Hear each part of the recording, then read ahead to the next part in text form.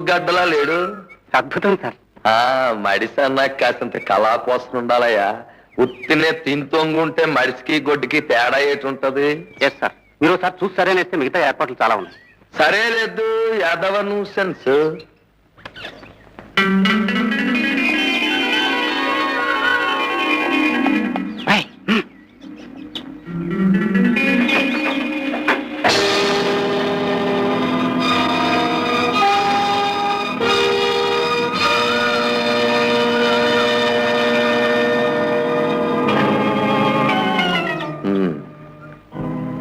నారాయుడు, ఆ ఎగస్ పార్టీ వాళ్ళు ఇచ్చే డబ్బు నువ్వే ఎవరా మిగిలిపోతావని చెప్పి వినిపించుకున్నావా? ఖర్చు అయిపోయి కారు వెనక సీట్లో దర్జాగా రాజాలా కూర్చుని వెళ్ళేవాడు.